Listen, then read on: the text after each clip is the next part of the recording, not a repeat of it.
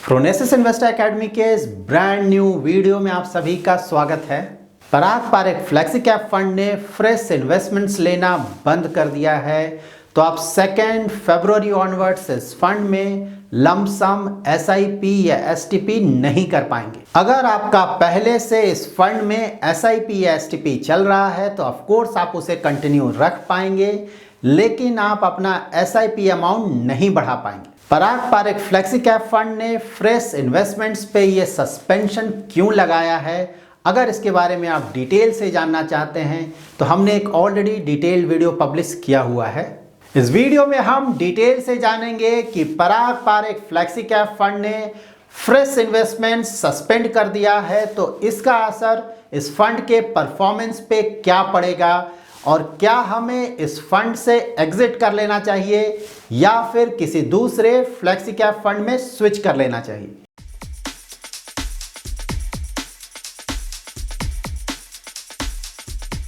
इस फंड पे किसी भी तरह का डिसीजन लेने से पहले हमें ये जरूर जान लेना चाहिए कि पास्ट में इस फंड का परफॉर्मेंस कैसा रहा है और फ्यूचर में हम इस फंड से किस तरह का परफॉर्मेंस एक्सपेक्ट कर सकते हैं। इस फंड के पास्ट परफॉर्मेंस को जानने के लिए हम इस फंड का रिटर्न्स चेक करेंगे और साथ ही हम इस फंड का risk and return parameters check करेंगे। So let's start with basic details of Parag Parekh flexi cap fund.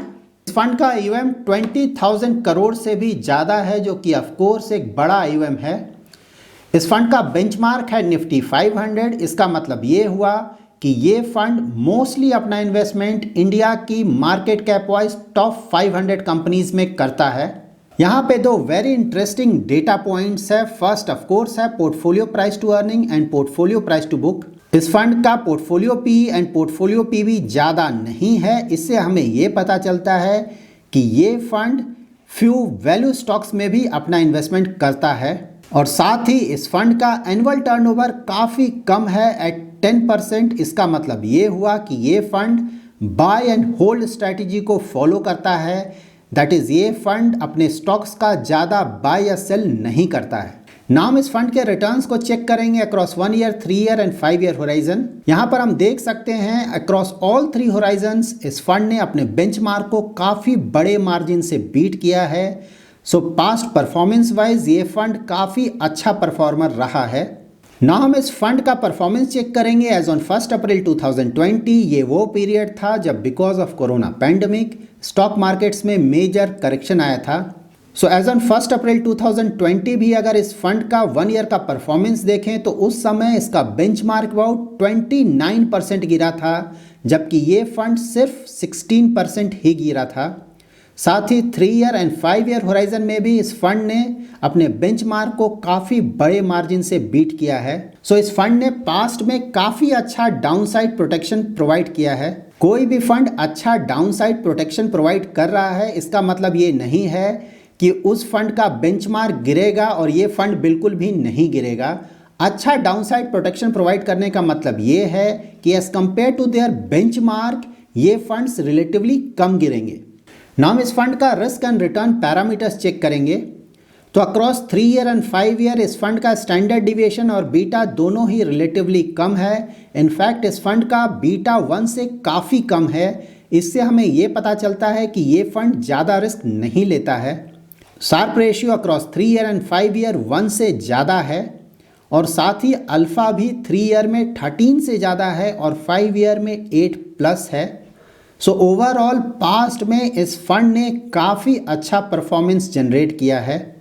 इस फंड ने पास्ट में कितना अच्छा परफॉर्मेंस जनरेट किया है उसको जानने के लिए हम इस फंड का परफॉर्मेंस चेक करेंगे सिंस इंसेप्शन। सो यहाँ पर आप देख सकते हैं since Inception that is May 2013 इस फंड ने हमेशा ही अपने बेंचमार्क को अच्छे मार्जिन से बीट किया है। नाम इस फंड का market cap allocation, sector allocation and stock portfolio check करेंगे, जिससे कि हमें एक आइडिया मिलेगा कि फ्यूचर में हम इस फंड से किस तरह का रिटर्न एक्सपेक्ट कर सकते हैं। इस फंड ने अपना major investment large cap stocks में किया है that is about 80%। Mid cap में इन्वेस्टमेंट है अबाउट 12% और स्मॉल कैप स्टॉक्स में इन्वेस्टमेंट 3% से भी कम है। इस फंड का ईवीएम काफ़ी बड़ा है और जब भी किसी भी फंड का ईवीएम काफ़ी बड़ा हो जाता है तो उसके साथ एक बड़ा लिमिटेशन ये होता है कि वो फंड अपना ज़्यादातर इन्वेस्टमेंट लार्ज कैप स्टॉक्स में ही करेगा। सो ऑल्दो ये एक फ्लेक्सी कैप फंड है, लेकिन because of this huge EVM ये फंड मिड कैप या स्मॉल कैप स्टॉक्स में फ्यूचर में ज़्यादा बड़ा एक्सपोजर नहीं ले पाएगा। नाउ हम इस फंड का सेक्टर एलोकेशन चेक करेंगे। इस फंड ने टेक्नोलॉजी एंड फाइनेंशियल सेक्टर में काफ़ी बड़ा एक्सपोजर लिया है एट अबाउट 30% एंड 26%। साथ ही इस फंड ने कुछ और सेक्टर्स में मेजर इन्वेस्टमेंट किया है like services, FMCG and automobile. इस फंड का सेक्टर एलोकेशन क्वाइट कॉन्सेंट्रेटेड है। इन 5 सेक्टर्स में इस फंड ने अपने टोटल एसेट का अबाउट 80% इन्वेस्ट किया है। इस फंड ने जो अबाउट 30% टेक सेक्टर में इन्वेस्ट किया है उसमें से ज़्यादातर इन्वेस्टमेंट US इक्विटीज़ में है। नाउ हम इस फंड का स्टॉक पोर्टफोलियो चेक करेंगे। इस फंड के कुछ टॉप होल्डिंग्स हैं बजाज होल्डिंग्स, अल्फ़ाबेट जो कि गूगल की पेरेंट कंपनी है, ITC, Microsoft, Amazon and Facebook. इस फंड का अबाउट 30% इन्वेस्टमेंट फॉरेन इक्विटीज़ में है। इस फंड के स्टॉक पोर्टफोलियो में बजाज होल्डिंग्स और ITC 2 वैल्यू स्टॉक्स हैं।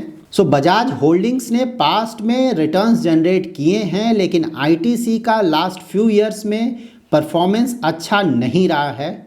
सो लेट्स होप कि फ्यूचर में ITC अच्छा परफॉर्मेंस जनरेट करेगा, क्योंकि ITC में इस फंड का एक्सपोजर अबाउट 8% है और अगर ITC का परफॉर्मेंस अच्छा नहीं रहता है तो उसका नेगेटिव असर इस फंड के ओवरऑल पोर्टफोलियो के परफॉर्मेंस पे भी पड़ेगा। So now as a investor हमने जो अपना पैसा इस फंड में इन्वेस्ट किया है उसका हम क्या करें? हम इस फंड पे अपने इन्वेस्टमेंट के फ्यूचर कोर्स ऑफ एक्शन को इन 5 पॉइंट्स की मदद से डिसाइड करेंगे।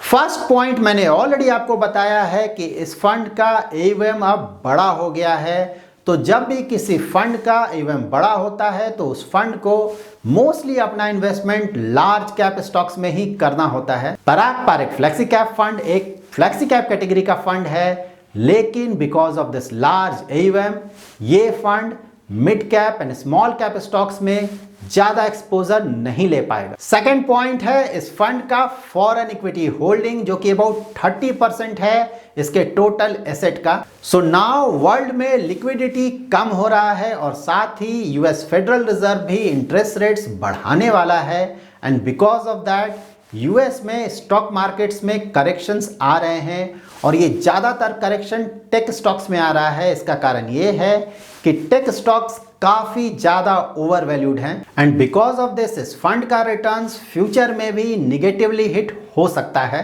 लेकिन हमें ये भी ध्यान में रखना चाहिए कि इस फंड ने जिन भी US स्टॉक्स में अपना इन्वेस्टमेंट किया है वो सारे स्टॉक्स वेरी हाई क्वालिटी के स्टॉक्स हैं। तो ऑल्दो इन स्टॉक्स में कुछ करेक्शन आया है क्योंकि ये स्टॉक्स काफ़ी ज़्यादा ओवर वैल्यूड हो गए हैं, लेकिन फ्यूचर में that is medium to long term of course हम इन स्टॉक से काफ़ी अच्छे रिटर्न्स एक्सपेक्ट कर सकते हैं।